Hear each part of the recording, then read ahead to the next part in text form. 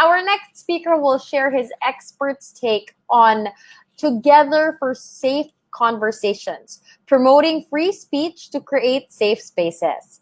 To be able to freely express oneself, it's vital. It is a vital part of establishing a safe space. May it be at home, school, at work, or even on social media platforms. So free speech defines the DNA of our democracy. It is our fundamental right, but definitely not absolute. So our speaker has over 15 years of experience in alternative and mainstream news media, advocacy and development communication, and corporate and consumer communications.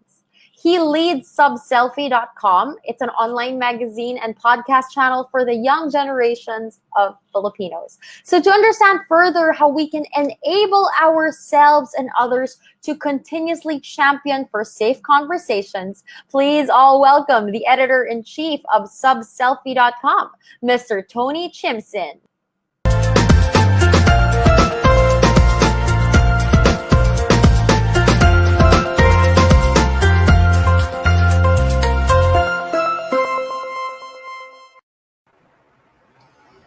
Magandang araw po sa lahat. Good afternoon. I'm Toni Tiemsin from subselfie.com, an advocacy online magazine for the young generation of Filipinos. It's an honor to be here with you all today, standing side by side virtually with Dr. Marivic Raquiza of the UP-NCPAG, Dr. Gia Season of #HealthXPH, Ms. Catherine Lachman of the Global Peace Foundation, and Attorney Carmela Andal Castro of the Consuelo Foundation. And of course, it's a pleasure to be in the company of the millennials and the Generation Z, our partners in advancing safe schools, safe communities, and safe conversations online and offline. Rehistrado na po ba tayo? We are living in a very interesting time. Borrowing the words of Charles Dickens from his 1891 novel, Tale of Two Cities, he said, "It was the best of times, it was the worst of times. It was the age of wisdom, it was the age of foolishness."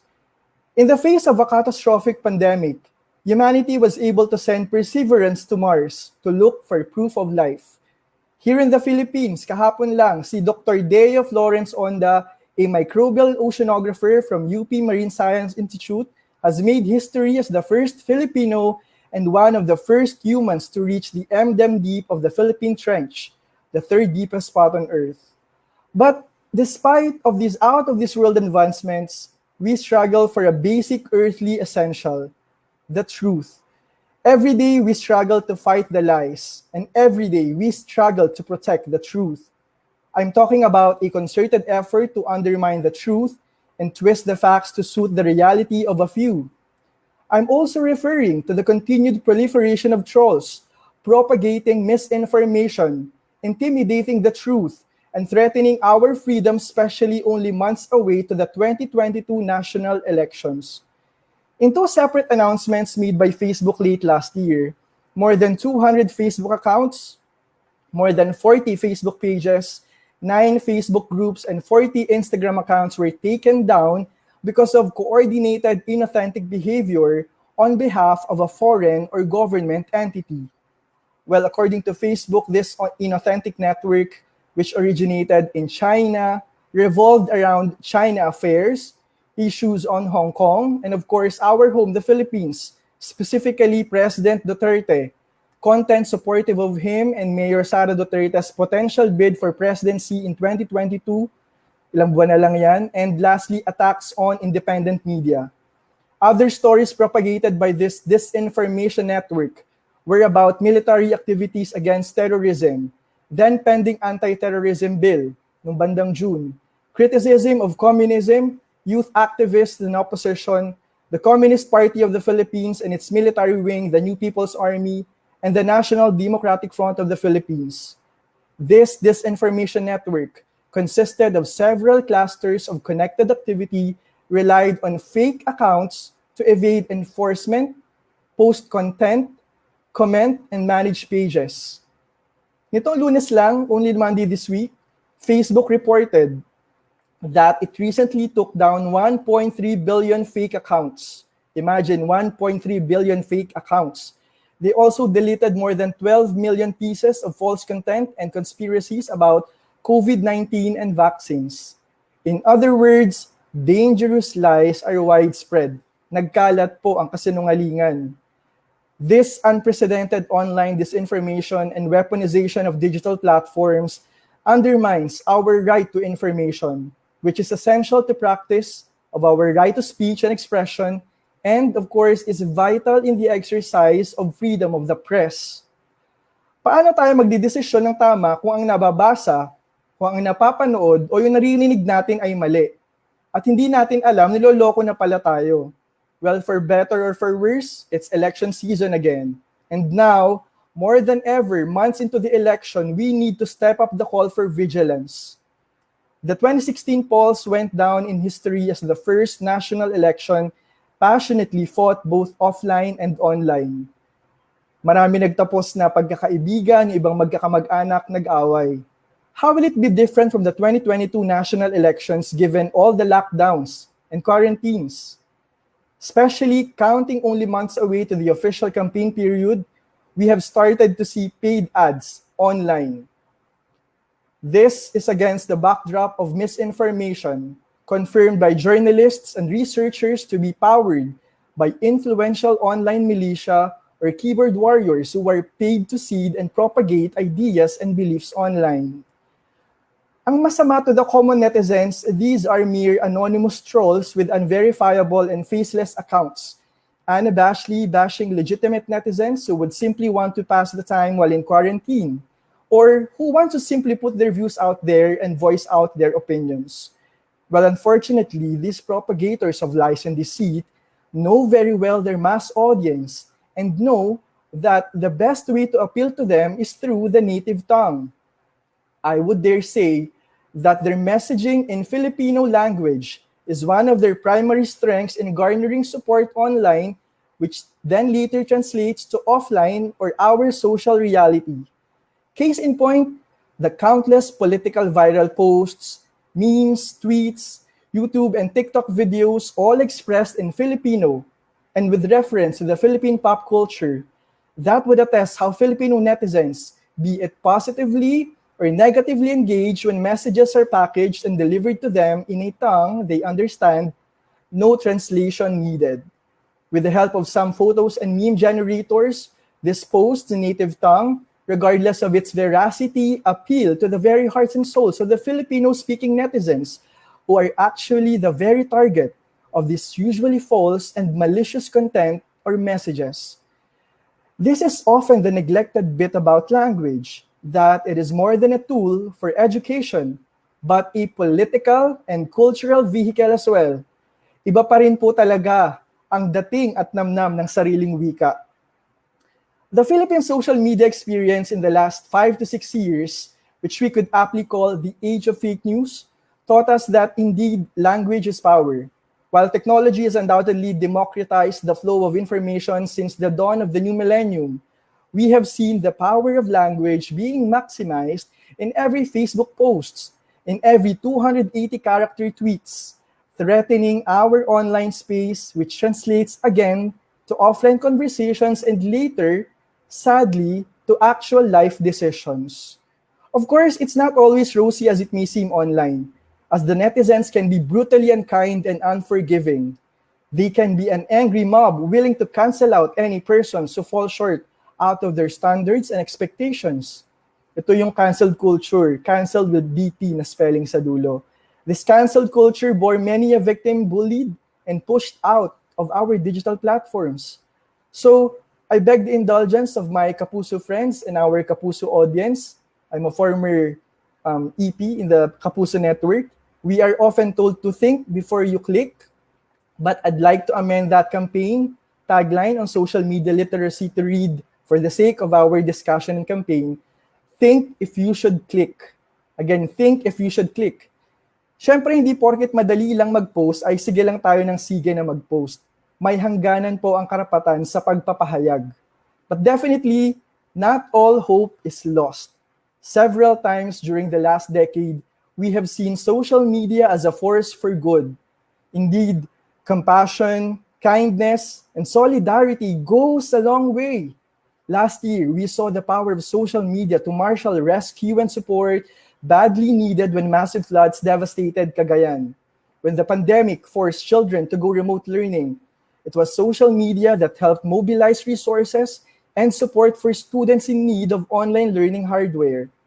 It was through the digital platforms and financial technology that made possible almost overnight fundraising and resource mobilization for the jeepney drivers who found themselves unemployed, construction workers who needed to travel back to their provinces, elderlies who needed bicycles to continue with their livelihood. Thanks to the netizens as well, who were quick to catch the attention of those in power when they fall short of what's expected of a public servant or when something must be called out to make amends or reforms. It is a whole lot different virtual world we have right now than we had just half a decade ago or more so 20 years ago. The young ones here, hindi na matatandaan yung Friendster. But the early 2000, Friendster kami before Facebook. And 20 years after, or 21 years after to be exact, here is the reality now for some, if not for many.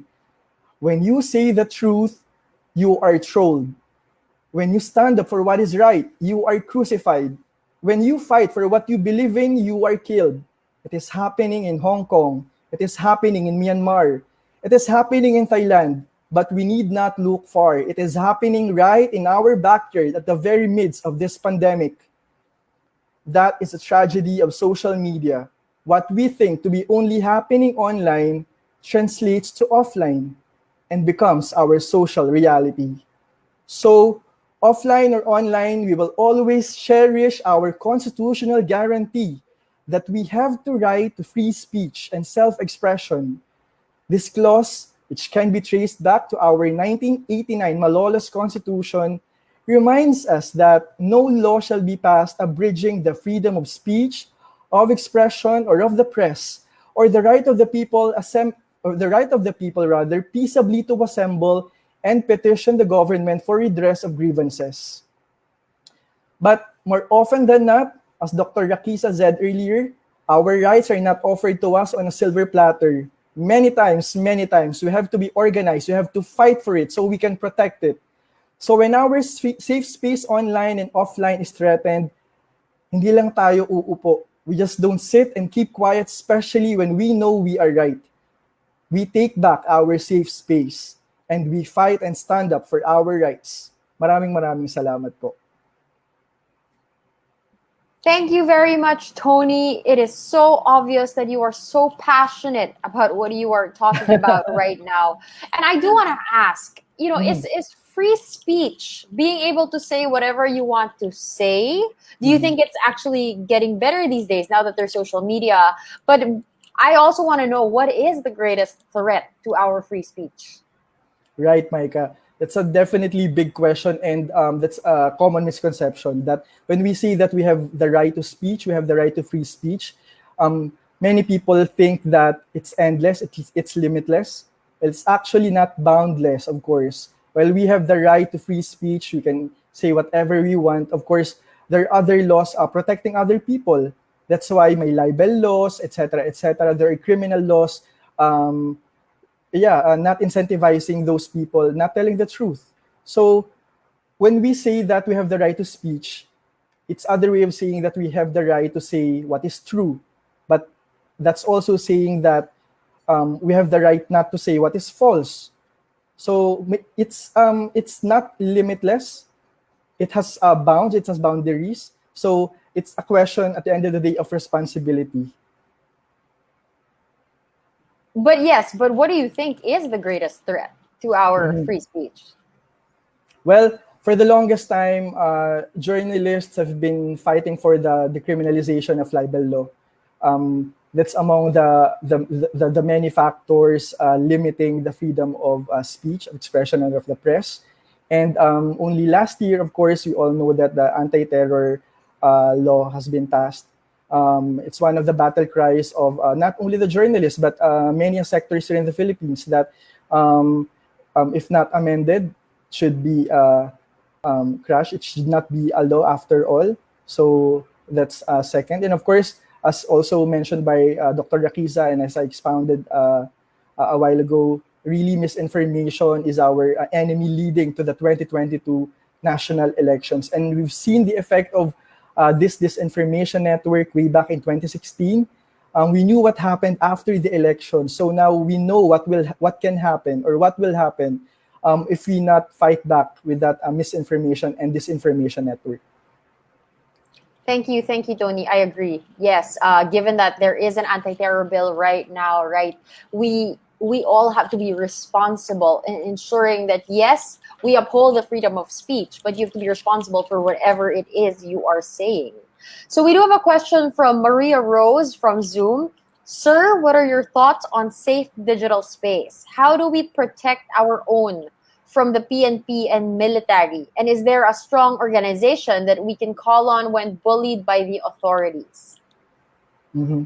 Well, I guess for the first question, it was about thoughts on safe digital space. As I've mentioned earlier, and pasensya doon sa mga kapuso, I was trying to amend the Think Before You Click campaign, but it's really just for the sake of this discussion.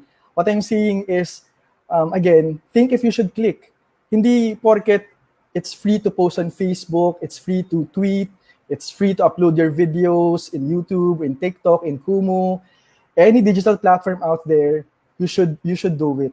Of course, when we say that you can voice out your opinions, what we really want to say is that you can voice out your truth. The truth being something that you researched about.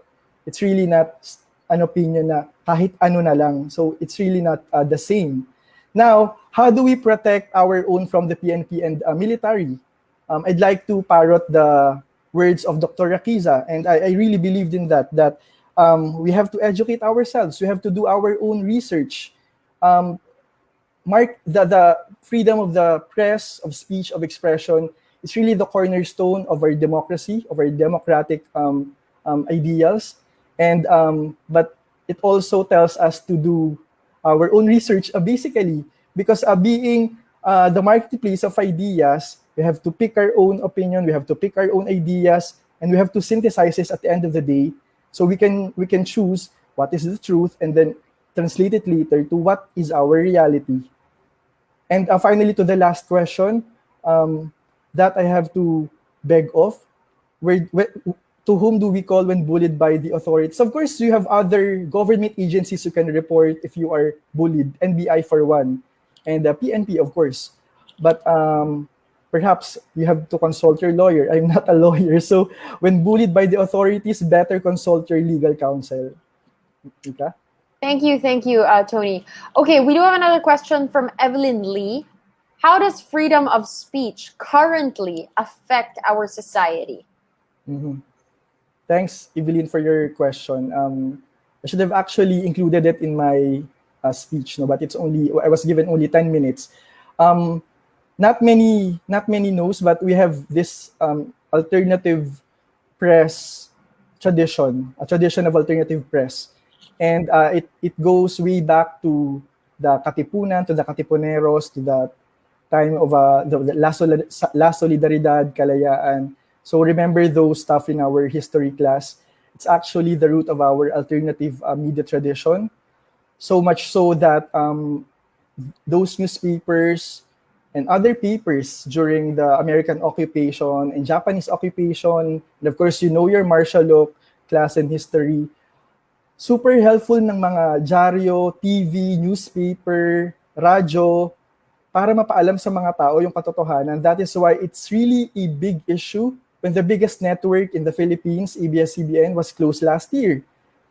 It may seem a business issue, but really it's an issue of flow of information. Just imagine, maraming probinsya sa Visayas and Mindanao na hindi naaabot ngayon ng mga impormasyon dahil wala silang access sa TV at sa radyo.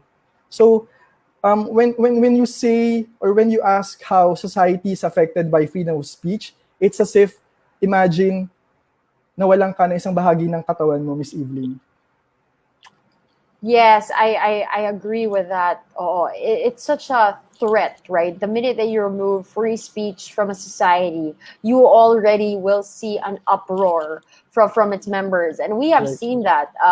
when the anti-terror bill was passed, you really see how people reacted because it is a threat. So nowadays, Toni, there's so much opinion everywhere, opinion on Twitter, on social media, on Facebook, right? There's so much opinion from everybody because everyone has an opinion, that it does affect the truth. And a lot of these opinions, comments, reactions are attached to emotions on reacting to what is trending, what everybody else is talking about. But as youth leaders, how do we become more responsible of this own right to free speech? Are you a firm believer of do not, let your emotions kind of dictate before you start like typing in your newest status? Go ahead, Toni. Well, definitely, Mika. That's a personal rule. No, I actually apply it to myself. Not only when using social media, not only when posting, but even in the littlest form, like replying on Viber or replying on chat, because sometimes really our emotions get the better of us. So as I've said earlier, it doesn't mean that when you can post easily or you can quickly do your thing, you should do it. So think twice, think thrice if you should even reply. You just have to choose your battles. No, you don't have to reply to all the issues in Twitter's, most especially. We talked about cancel culture earlier. Not everyone is kind. Most are angry, and there's a sad to say an angry mob mentality already out there. So choose your battles and stay kind. No, be compassionate, especially to yourself. Okay, and for my last question, if you are somebody that has experience being canceled, like if you are the recipient of such cancellation, Right. how would you deal with it? Well, thankfully, I haven't been a victim of that culture in Twitter, most especially.